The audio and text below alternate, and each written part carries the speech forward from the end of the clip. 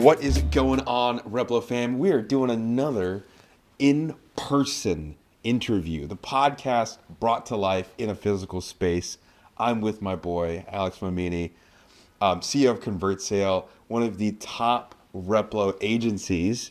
Dude, thank you so much for having us in your family's store and just for having us and being such a great, friend of the business and friend of the pod and friend of me. Thanks for having us. I'm so stoked to talk to you today. Your story is awesome. It's gonna be fantastic to cover. So welcome to the show, dude. Thanks, Ajay. Thanks for coming, and it's a big pleasure. Of course. Happy to do this with you. Yeah, this is gonna be great. There's so many different things that we can cover. The first thing that I'll do is I'll set some context. Tell us, or I'll let you set the context. Give us the TLDR, the 2-sentence, the hot, quick tagline of ConvertSale. I build high converting landing pages and conduct CRO for 7 and 9 figure Shopify brands. Okay. And I'm very passionate about e-commerce, and I love helping Shopify brands and just seeing wherever we can to just fix any leaks and just optimize their funnel as best as possible. And you're really good at it, and I know that for a fact because you and I have been working together pretty much every day on some of the Replo enterprise customers in a program we called CRO in a Box. And I've been able to watch you do your work, and you're really good. So you're one of our top agency partners. It's really great to work with agencies that just understand growth and e-commerce at a foundational level versus just like, okay, a lot of people can build good looking landing pages, but like to understand how it fits together. Yeah. I think you're exceptional at that. So yeah, dude, I'm so glad that we have like a true like hardcore Replo agency partner as part of this series. And I really want to kick it off with, you've lived such an interesting life. And I would love for you to like quickly give us the life story, all the twists and turns. We're here in New York City. We're on 31st Street, I think. Tell us about your life story, dude. Thanks for the intro, Sanjay.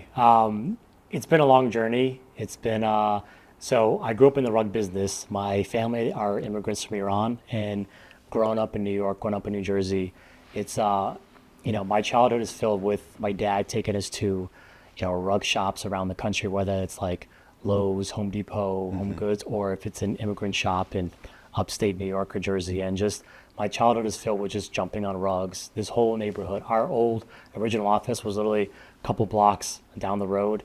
And I just remember my brother and I would come, every summer we'd spend summers here doing paperwork for my dad and just, sneaking into other rug shops and jumping on the rugs and be like, hey, who are you? He's like, oh, hey, I'm Reza Momeni's son. Oh, okay, nice. Tell your dad, tell your grandpa. I said hi. I said, oh yeah, sure. So it's just this neighborhood in New York.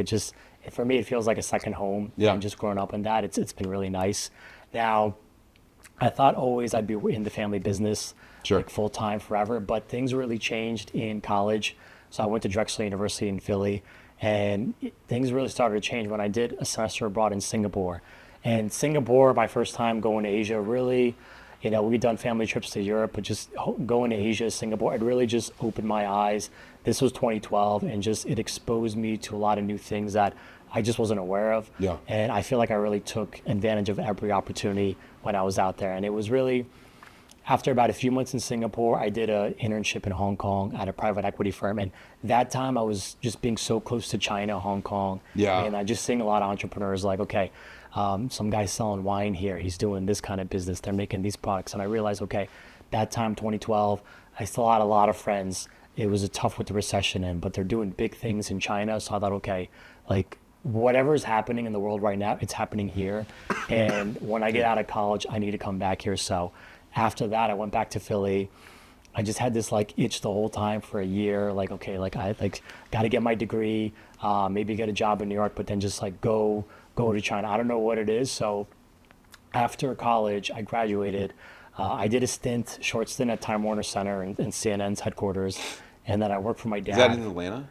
No. Here. Yeah, Time Warner Center. Okay. In Columbus Circle. So Okay. like Upper West Side. It was, I was working for True TV. So it's like one of their subsidiaries. So like you were doing like the Impractical Jokers or something? Exactly, yeah. I was doing I was the budget analyst, so it was just like I was maximizing their ad budget and just like, Yeah. okay, where do we spend the ad budget on this? It was interesting. It was kind of like, it was my first job. It's, paid okay, but that was just for a few months. And then I worked for my dad for several months, and I just saved up money. I saved up 10K. Yeah. I booked a one-way ticket to Shenzhen, China. Oh my gosh. I was couch surfing.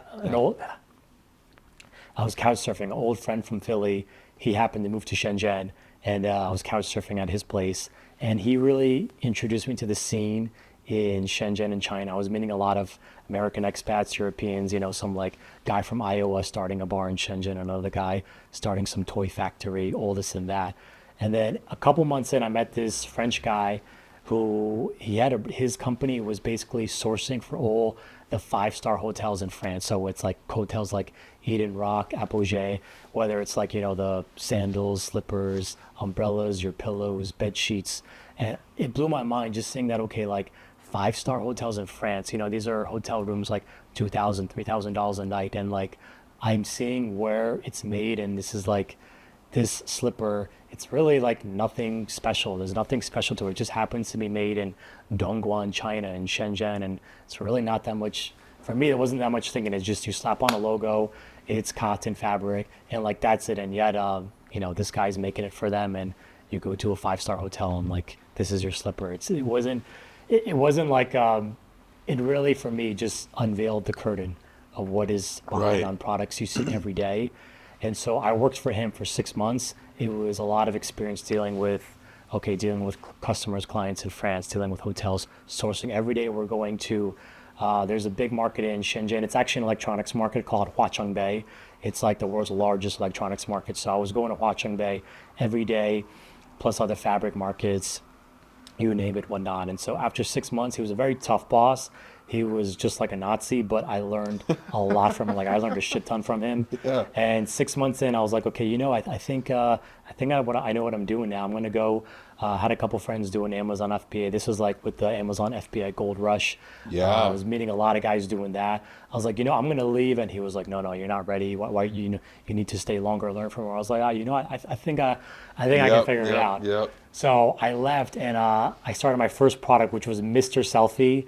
This was during the selfie stick craze, which was like, I think I was right at the peak of it, but it took me way too long to get this product up and running. I was really learning Amazon FBA, what exactly to do. It took me 5 months to get this product up on the ground. It took me way too long, but that's part of the journey, right? That is, Yes. I needed to go through that to really know what it takes to source a product on your own, lead times, deposits, shipping, dealing with shipping as well, customs.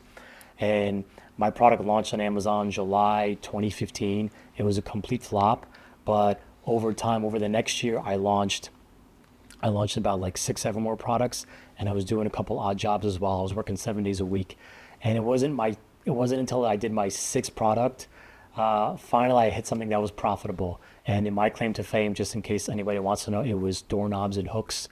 So I sold for good 3, 4 years, just hooks, doorknobs on Amazon. Alex Momeni, the doorknob king of New York, Yeah. of Singapore, or Shenzhen, I guess.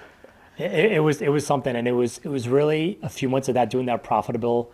I decided, okay, I had enough time in China. I was getting sick all the time. I love China, but it's just with the pollution, the food quality. So actually, I was constantly getting sick, and when you go to a hospital in China, they're not giving you Western medicine like you get in America. They're giving you TCM, which is great, but it's a different beast. TCM. What is it? Traditional Chinese medicine. So you go to the doctor, and instead of like a Advil or ibuprofen or whatever, he'll give you like a bunch of like herbs, and he'll give you like this like special clay pot, and you got to go home and basically make a potion. And the potion you make, it's like the foulest thing you can drink. Supposedly it's very good for you, but it was, after doing that 10 times, I was like, okay, I got a couple friends going to Thailand. Yeah. They're in the same space as me. So we moved to Chiang Mai, me and my roommate. Did that for a couple months. It's too small for me. It was too slow paced. I moved to Bangkok. So for a nice year, 2017, I was working remote. I was managing my Amazon business. You were doing the real digital nomad stuff. You full sent it, dude. I really was, yeah. It was fun. And then it was, after a certain point, it was too much of a good thing. I felt like this term paradise lost, where it was like too much of a good thing. It was, and I feel like I had an itch. I needed to get back to China. Some of my products were stagnating. So I was like, okay, dude, like, oh, it's too cushy here. It's too nice. I need to have a bit of that struggle again. I was 26 at the time, 26, 27. So I'll go back to China. This time I'm in Yiwu. I'm at the world's largest wholesale market. Anything you can imagine, you can find in Yiwu. I'm just like buying products left and right, launching this and that, getting photo shoots done, just working like a machine. And then I did that. Then it was still like a big struggle at that time, just with investing a lot of my money, a lot of my capital in new products, having some flops, some more successes. I decided that time to go work in Taiwan. Taiwan is a place I was always very curious about. So I had some friends there as well. I moved to Taipei for a few months, managing Amazon from there. During that time, summer 2018, I was talking to my dad a lot too. He was saying, hey, you want to come back, work for the family? I thought, okay, I've been in Asia now for 4 years. I've done a lot here. I've learned a lot. I think if I'm going to go back to New York, go back to the US now might be a good time. I can manage my Amazon from there and then, go back, work for the family, do these two things at the same time. So I moved back to the US. Like, hey, I moved to New York City September 2018. And that time I was, working for the family, managing my Amazon. Yep. Over time, though, in the next couple of years, like my Amazon products were kind of going down. It was getting way more competitive, copycats, increasing competition, and it was I'm going to interject really quickly and say, you told me before we started recording that it was possible that one of your suppliers may have been one of your like copycats. that is possible because yeah, the past couple times. Allegedly. Allegedly. So the past couple of times I went to Iwu with this supplier, it was like a guy and his mom. It was the whole family. So they were taking me out to nice dinners. They even took me to their house. I met the whole family. Very nice people. We had a great relationship. But they knew I was selling on Amazon, and I always heard it's only a matter of time your supplier ends up copying you. Yeah. Because I did another product, quick story, quick flash, bachelorette party sets. And Yeah. that was 100% our supplier copying us because that product I did with a partner of mine, which was extremely profitable, by the way. In the bachelorette set, we had sunglasses that were bridesmaid. And I remember I was doing the QC for us, and it was our third shipment. I was like jet lagged from a trip. They texted me on WeChat the sunglasses. I approved it to go ship to US. And I found out 2 months later we were getting 1-star reviews saying, instead of saying bridesmaid, these sunglasses were saying bridesman. So we were getting just knocked over with returns, refunds. Supposedly some guys doing bachelor parties, they were buying it instead actually because they wanted bridesman. Sure. I guess it was funny, but that product really just closed out. We had to cancel it. So that was the first experience. And then with the hooks, I realized, okay. Yeah. So eventually I had to stop doing that product because I wasn't able to compete and it was just getting more and more expensive, copycats. So 2 years of that, being in New York City, it was a lot of new challenges and new things to learn. Being back in the city, working the family business, it's more a B2B business, although we were selling online, but more as vendors. So as my own Amazon business was ending, I was then managing the Amazon business for my family, which was Vendor Central, which was great. I got to then learn ins and outs. Fast forward, after doing that for a while, during COVID, we decided to redo our website. And we had our current website. It was on some platform. We had some agency doing it. They were charging us like 20, 30K a year. And so to redo the new website, they were going to charge us about like anywhere from 40 to 70K dollars to do it.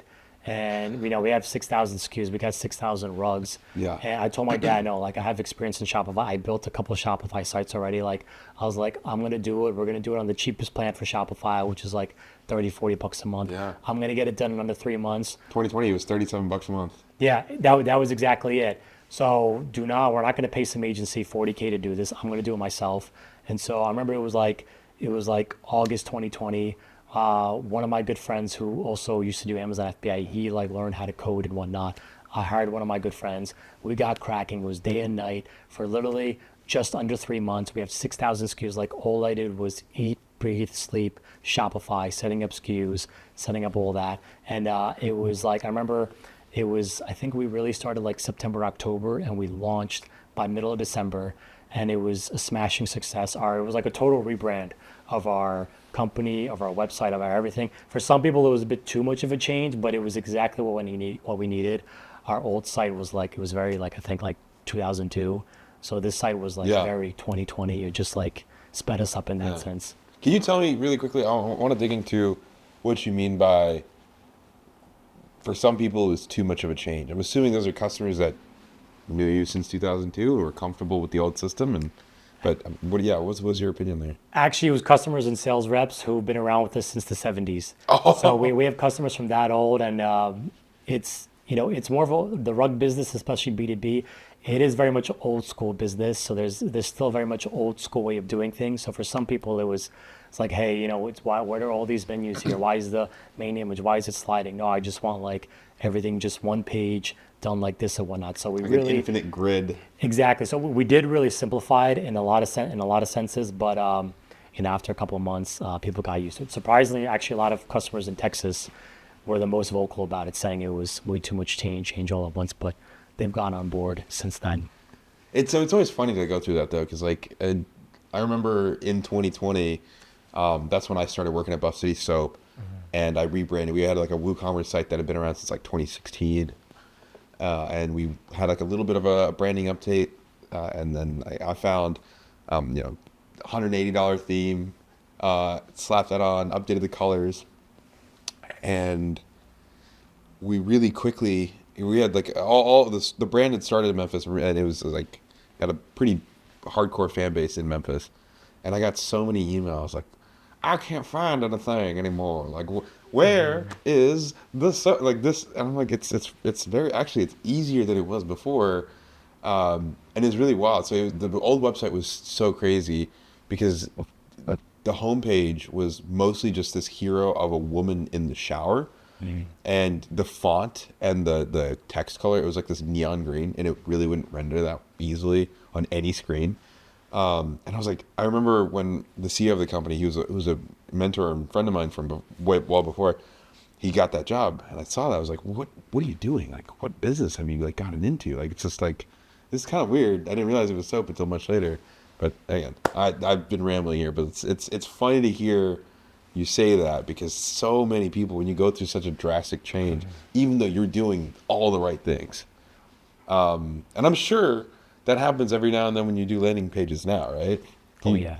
yeah. So do you have any like good examples from recent history, like where you do something pretty? I mean, I know there are a couple of pages that we've built together where people are like, or maybe not enough change, which is an interesting thing. But I'm kind of curious. I think one was a client we did she this was a month ago. She does playgrounds. The product is like Okay. playground sets.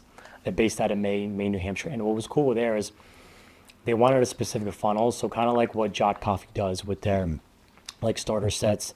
You'll buy the coffee, then it takes you to another page. You can add an add-on. Yeah. So we set that up where we made the landing page for the playground set, and then it would take you and set it to the cart to then now the add-on page. And we made it like a very like collection style page, and you would just add on the products until you get a discount. So that was some work we did recently that I'm really proud of. Yeah. Now I know though it was a lot of back and forth with towards the end it's such a big change, and in the Yeah. end actually she did want to go back to the original, just having one landing page go to the cart. So that's a good example of like I think it's a really good and smart, effective change. But for this client, it was maybe too much of a change that they were initially very excited. That's why they came to us.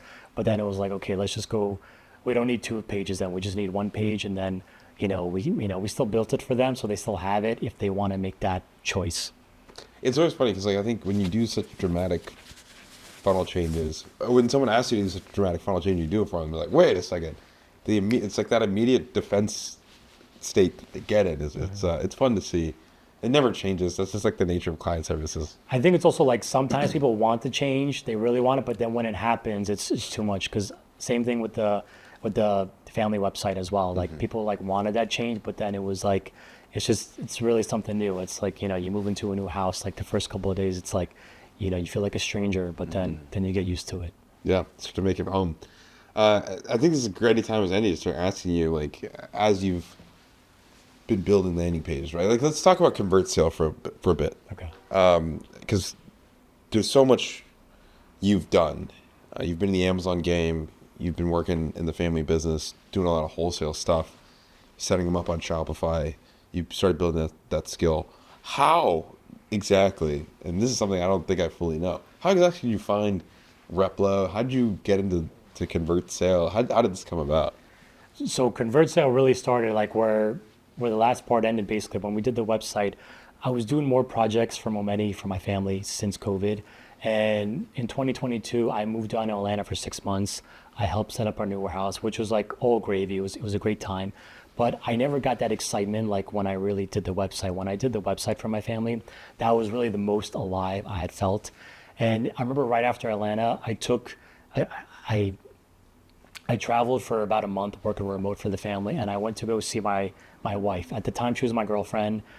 We met in Paris, and that was a time when Elon Musk recently bought Twitter. So like I found myself on Twitter again after a long time, and this was a time where, I knew I wanted to really do something entrepreneurial again because ever since stopping my Amazon business, going full on family, I love my family. It's great work, whatnot, but I felt like I needed to like do something more entrepreneurial again.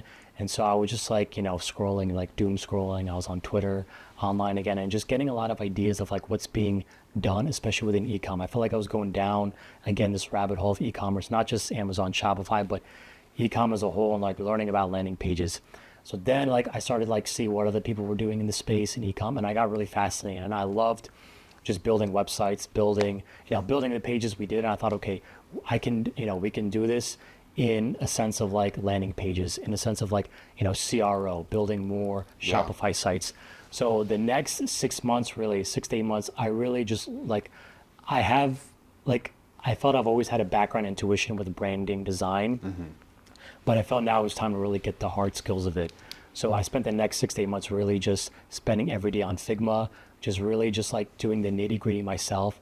And then from that, learning Figma, learning Replo. And really I found Replo through other UI, UX developers, designers, and Framer is really cool. I love Framer, but I just have a natural inclination towards e-commerce, and I felt like I saw there was other tools like Gem Pages Yeah. and Format and whatnot, but there was just something about Replo. I loved your guys' branding, first of all, your messaging. It just everything seemed very clear with Replo from the day one.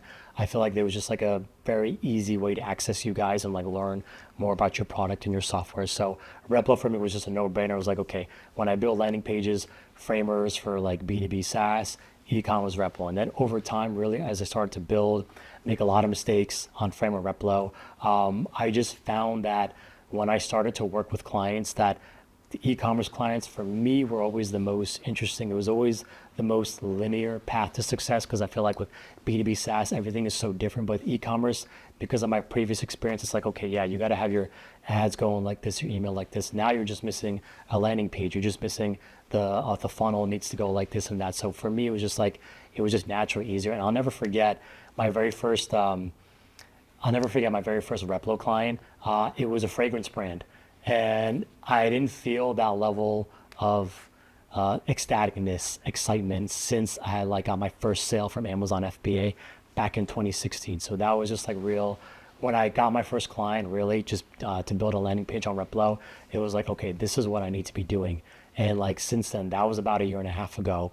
Ever since that, just building more pages, getting better at my craft, building out the team more. Now I've got a small team, designers and developers. So now I'm really just overseeing the whole of it, but really getting into the design, the Replo aspects when I need to, and just really I feel like every single client project we do, we just get so much better incrementally, exponentially. Like this one client who wanted that add-on page. It was our first time really getting this request, but it was such a fun project to do. Now it's like, okay, this actually makes sense. I think, I'm going to see, I can tell a lot more brands are going to be doing this in 2025, just testing different ways of doing their funnel, whether it's the funnel still needs to be simplified, but you can have an add-on page. You can take customers, users on a journey that is very step-by-step. So just doing things like that Yeah. is very exciting. And I feel like there's just so much more potential with e-commerce, with landing page, and with Replo as well in 2025. Dude, that was awesome. First of all, secondly, I wasn't asking for a Replo commercial, but I've just made one. I got so much use to this time together. Thank you for that. I think what I love about that, and this is something that I tell the team a lot, is for better or for worse, we've managed to build a product that has actually materially helped change people's lives. And whenever I'm trying to motivate the team, I'm always like, hey, like take pride in your work kind of thing. And hearing your story is like, oh man, like I remember when I think when you and I first started talking, you were about to get married. And I was just sitting there thinking, this guy essentially full time does Replo, and he's getting married in Morocco, and like Replo had some little part in like being able to make that happen. I thought it was the most beautiful thing I've ever seen. It made me really proud to like work together with you, but also like to keep building the stuff because like if we can have that impact on people in some weird roundabout way, then that's pretty lit. I'm gonna change the subject before I start crying because it's actually like it's really really something, man. I love that the first sale that you got made you feel the most alive since like 2016. I think that's really cool. And then just the level of energy that you get from building websites. I think I love that so much because I also feel that. And every romantic partner that I've had up until the one that I'm currently with, I've told that to, and they're like, "Huh? Like, what does that mean?" So I'm kind of curious to know, what does your wife think of all this? She loves it. She's if anything, it's inspired her because so we got married in Morocco. My wife is Moroccan, and so I was spending some time there last year. She comes from an engineering background, so she was a plant manager for a big American company manufacturing. So with what I did actually through osmosis, I believe it's really inspired her. So since we came back to the U.S. over the summer and being in New York, she's now started her YouTube blog, Nice. her YouTube channel. So she's been posting. She's doing Vlogmas now, if anyone was curious. But so she's posting every day. So I feel like just when you have that natural inclination, when you're doing something for yourself or entrepreneurial, or just really putting yourself out there, you're naturally going to inspire other people. And so, Yeah. just she's my wife, so we've been together every day for the past year and a half now. So it's just I'm happy to see that. I'm proud to see that because it's something that I could see she's wanted to do it for a long time. Like, when I'm not building Replo, when I'm not designing and building Replo pages, or watching some girl she would follow some vlog in, Europe or Asia or wherever. And I was always like, you can do that too. Whatever she's doing, Yeah. you can do it too. And she's like, oh, over time, yeah, I can do it. And I was like, okay, when we go back to New York this summer, you're going to start your vlog. I'm getting you a camera from B&H. Yeah. Down at Hell's Kitchen, we're going. Yeah, You're going yeah. to start your vlog. And then so she's been doing that consistently since September. And it's really whatever you do in life, it's just you got to be consistent. There's always ups and downs, There's going to be some clients who will love the work. Some clients, you have the most results. Some it's not so much. But it's just you got to keep going. And it's something to, no matter it's business, clients, life, it's just you got to keep going. You got to believe in yourself. Always go. And yeah, it's not a matter of if, it's a matter of when. Yeah, dude, I love it. There's so many gems there. The consistency, keep going through the ups and downs. I think you said a little bit earlier that you finally started to get into like the art of it, and there is an art to landing pages. There's an art to e-commerce. There's an art to blogging and being able to share stories.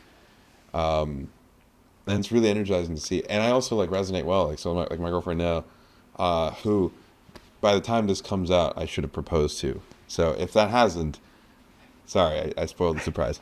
But and one of the things, I think to your point is like it's kind of cool. Like she would follow these like social media people that like do like affiliate marketing or like lead gen, and it's like, oh well, I could be, to your point, I wish I could do that.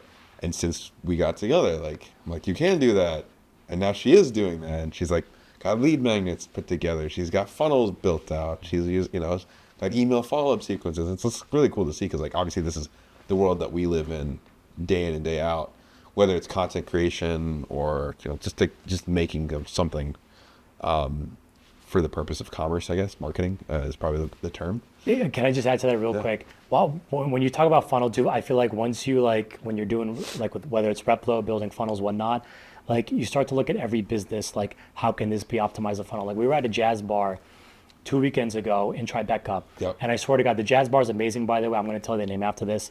After the jazz show, the ringleader, the main girl, she was playing on saxophone.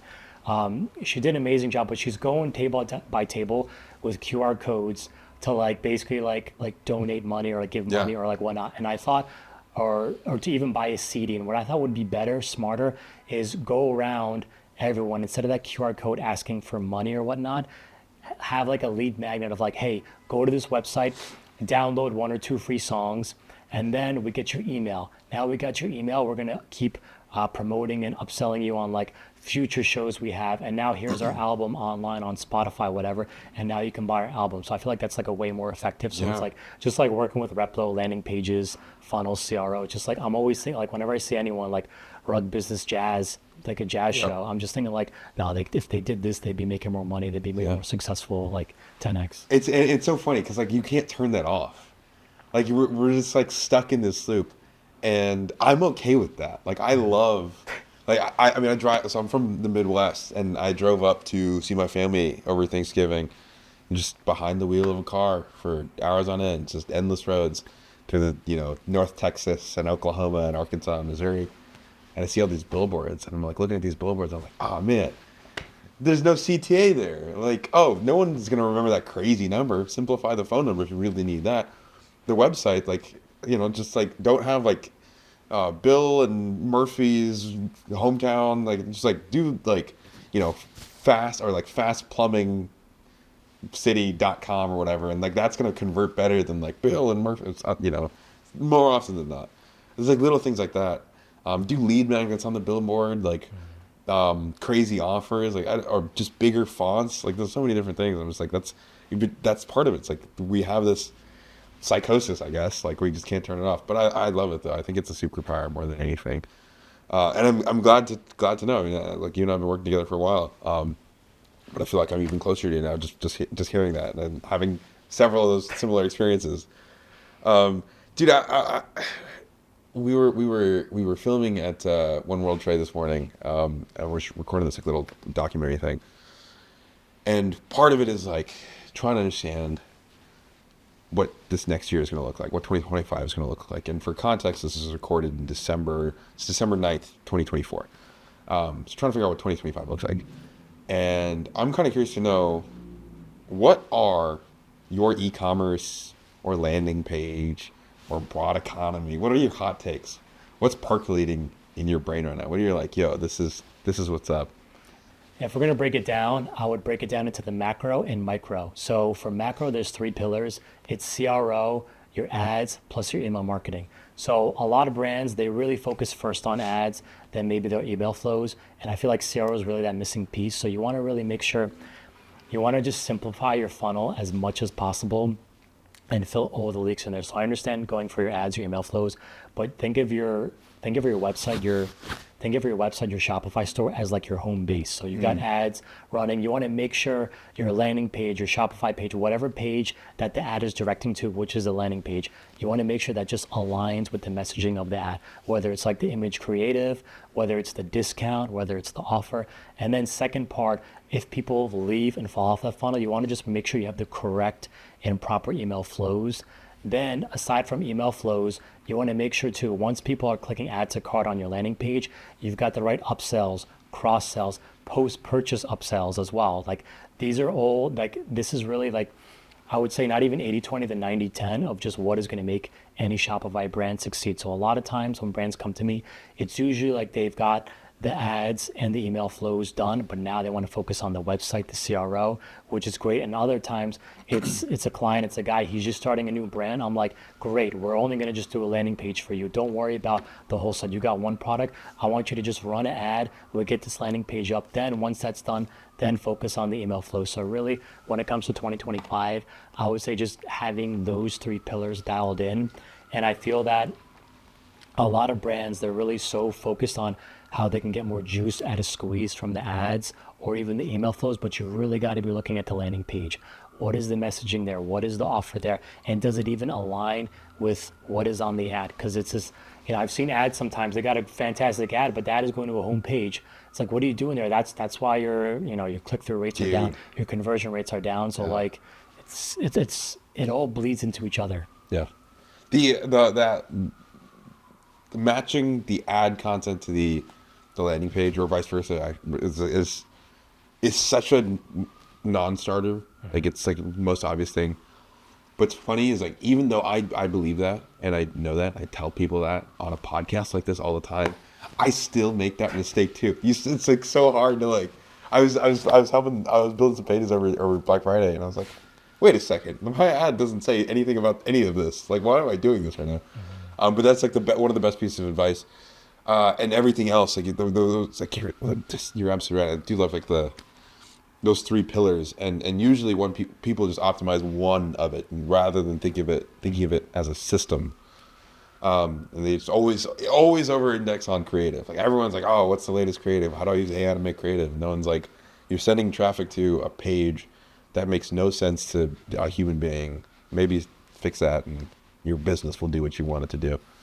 I'll tell you a fun story really fast, but then I want to dig into some stuff. But we actually fall into this trap a lot at Replo too. So it's not just like, you know, e-commerce customers that we have, but us ourselves as a B2B SaaS company that serves e-commerce people, helping people build landing pages. A lot of times our landing pages are horrendously unoptimized, and I have to go and be like, yo, let's go fix this. Or, I'll dog food it, and I'll realize something I built wasn't great. But that's all fantastic advice. Dig in deeper, man. I want the secret sauce. What do you keeping back? I want you to drop some knowledge on this. All right, now we're gonna get into the micro. So the micro, it's really, I look at it from like a really holistic way. So it's just going for targeted attacks on the page, but it's everything becomes more than the sum of its parts. So strong headline, benefit focused copy, image too. Like for images, you can test image creatives. Something I do on all my client sites is a sticky CTA. Sticky CTAs absolutely crush. You don't need to use a special app for that. You can do that in Replo easily. So sticky CTAs are fantastic. Another one too is something. This really depends on the client. I like to do it where, especially on mobile with the images, you just remove the image thumbnail and the arrows, the carousel arrows, and you just have it like swipe through, because consumers now intuitively, they're on their phone all the time. They know from TikTok to just swipe. Like on TikTok, when you're on a TikTok and it's an image, it's a carousel you have to swipe through. Still though, certain brands and clients request that we keep the thumbnail in there. What I love to do really is comparison. I see not enough, and the comparison section, this is something maybe I took over from the B2B side, because not enough brands really do comparison. For me, comparison is a lot like the FAQ, where you can really preemptively crush any doubts the consumers might have. So they'll have the frequently asked questions. Okay, I'm asking you XYZ, but now they want to know, how do you stack up against other people? Another thing too is social proof. With social proof, it's really if you can do it with images, videos, even just logos too. Like if somebody, like for instance with Wellbell, for instance, right, they were mentioned in Elsa Hosk and Oprah. So just having like Oprah's, finding a place that makes sense to put Oprah's logo and a call out for Oprah on the landing page. It's subtle, but it does a lot, because you've already, you can't have like so many video carousels for social proof, right? Like you've got a video section, you've got a text social proof, you can have some code. So it's really just logos are another thing you can add as well. Real quick, I wrote down some more. And the last thing, which is probably the biggest, is the offer.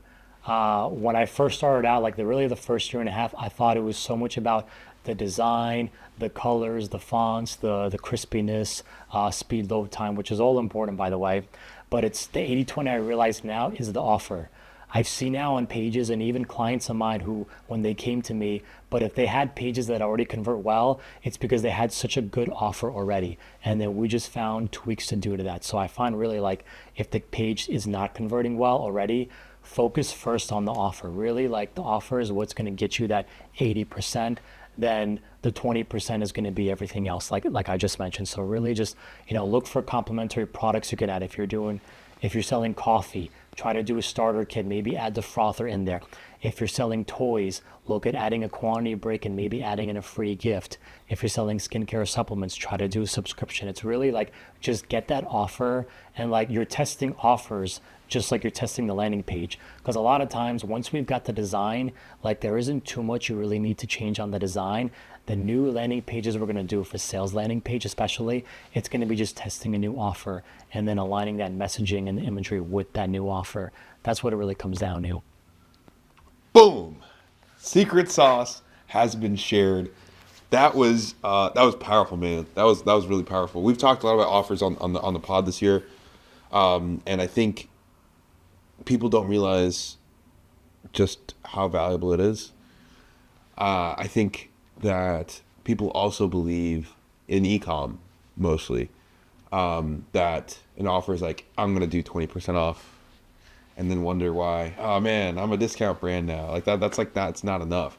One of my favorite stories ever is actually one of the first Replo agencies that I ever worked with, who has since sold. He went from zero to $980,000 a month in recurring revenue in 6 months, and then he sold his agency. And he was building, like, half of his pages were built on Replo. It's nuts. Is that Matt Larson? It was, yeah, Matt Larson, yeah, absolute animal. And then he sold it for like, I don't know, a couple $1 million. He texted me one day. He's like, "Hey, what Lambo should I buy?" I'm like, "I don't know, dude. Any one of them, that'd be great." But he said that he had a dog food company, and the way that they got to $1 million a month within 12 months was the fresh dog food is a subscription delivered weekly. Okay, cool. You 52 chances of like revenue in a year.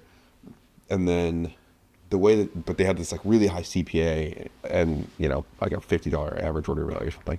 But they were able to build this thing where if you bought it, your first order, you would also get this like free dog bowl and a free scoop. And then you would also get like, you know, some maybe like some vitamins or like the other dog supplements. So they start to stack the value there. And then they would get like 3 months of pet insurance, but it's through a third party. And the insurance company would pay like 20 or $30 per lead. So they didn't have to be signed up. It was just have to be, you know, if they opted in for the free 3 months, they'd pay, you know, $30. So just on improving the offer, he was able to reduce his CPA considerably. But when he added in that CPL piece that also improved the offer, he was essentially making $14 before, like with all the other, he didn't make the dog food bowl. It was all like CPL or like affiliate stuff. And so with all of that added up, he was making like $14 before the actual revenue of the original dog food was even factored in there. Wow, that's awesome. So like transformed the business. He was able to, you know, spend as much money as he wanted, built it to $1 million a month, and ripped it. But that's like super creative stuff. Wow. That's like nth degree thinking. That's taking what you said about thinking about the offer.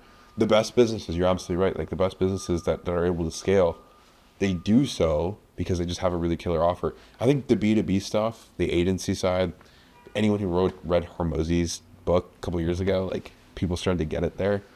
But for whatever reason, I mean, Hormozi went on. Did you see, like, do you listen to My First Million at all? Yeah. And so he went on My First Million, and Sean Purry was talking about his e-commerce business.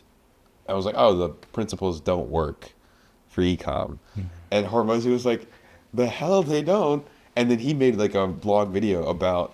Anyway, I digress. Like Athletic Greens too is a perfect example as well. Like that's example. Their starter kits. And it's a $98 or $100 and something thing, and you get the nice little container, and you get all the stuff and the subscription. Yeah, and you get vitamin D as well, like as a bonus. Mm-hmm. I think you brought up Jot. I think their welcome offer is one of the most valuable things, and the way they sequence people through. Where the welcome offer is like you get, you know, some percentage off plus a free gift, and then you get to pick the free gift. And so you can choose like a fellow mug or a different type of flavor or some other thing. And all of a sudden you go from like, oh, I'm interested in this coffee to I'm not only going to buy this coffee, but I'm going to buy a lot of it. I'm going to get a, you know, free gift.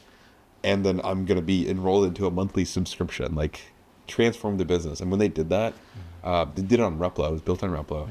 Mm-hmm. They increased their revenue by 20% in like a month.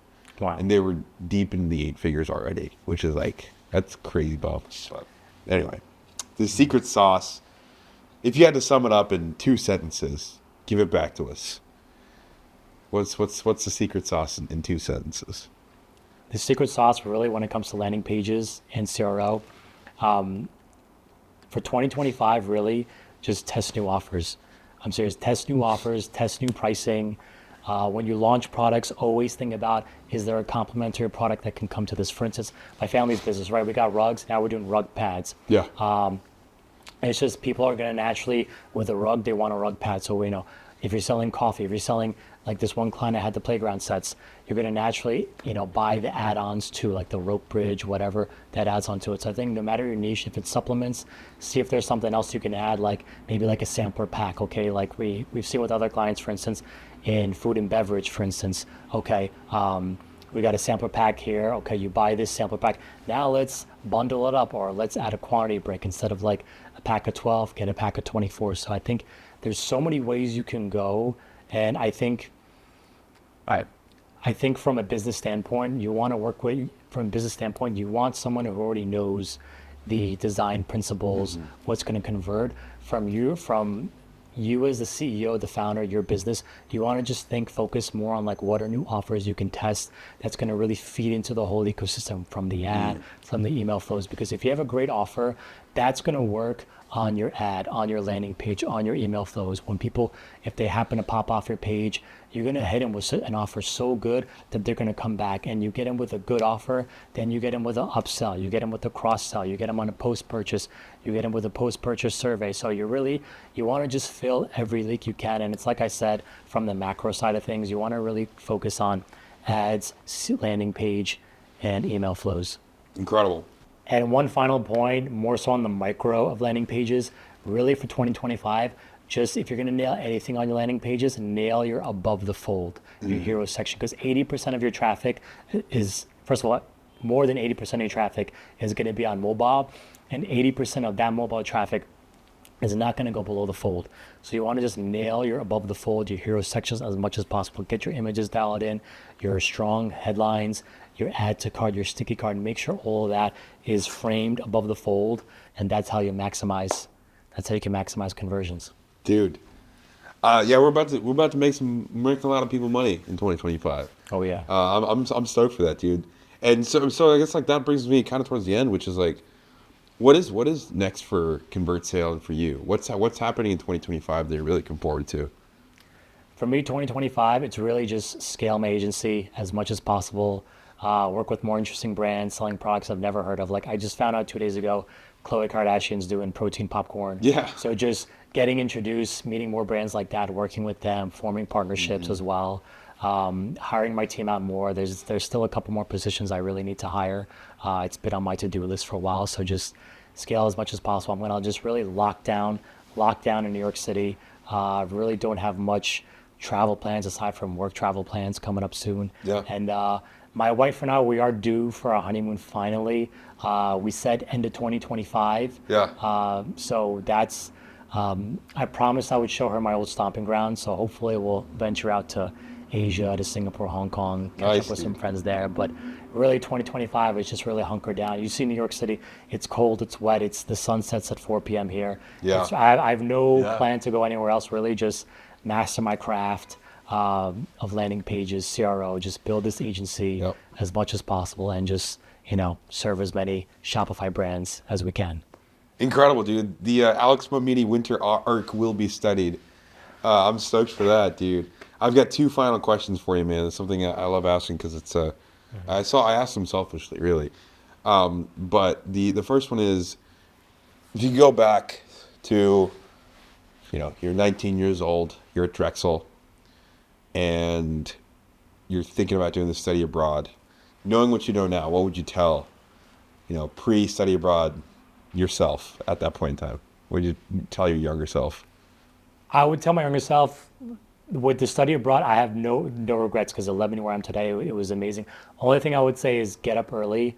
When I was in college, I was notoriously going in bed like 4 a.m., waking up at noon. That's the only thing I would have done, the biggest thing I would have done differently. But I would say really just don't give up.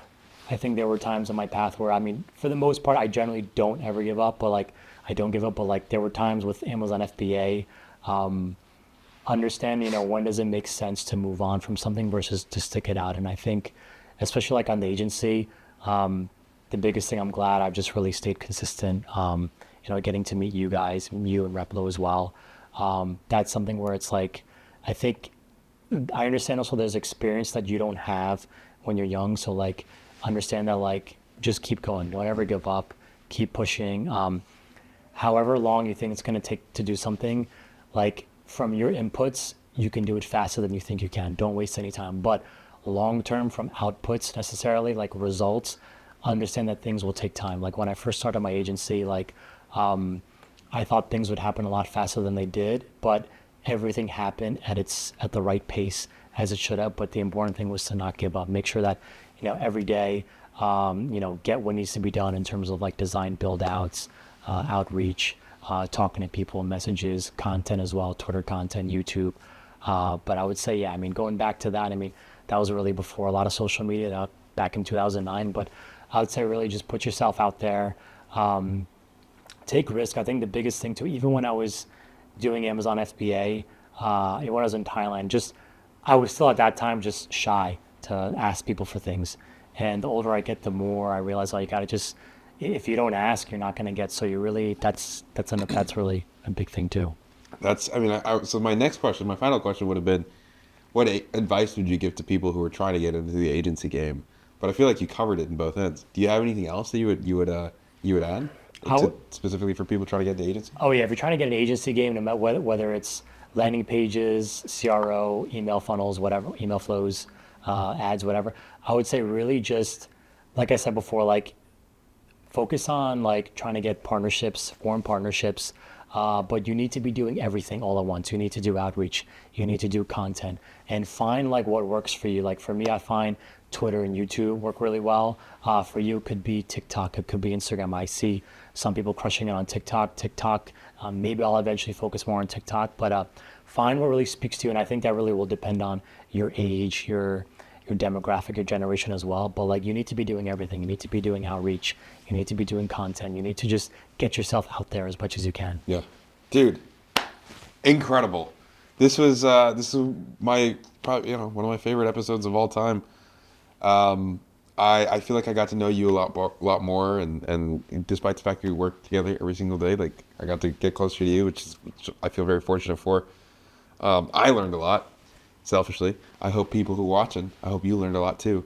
But dude, thank you so much for joining us on a live episode of the Replo Pod, and I can't wait to do this again. I can't wait to keep building with you.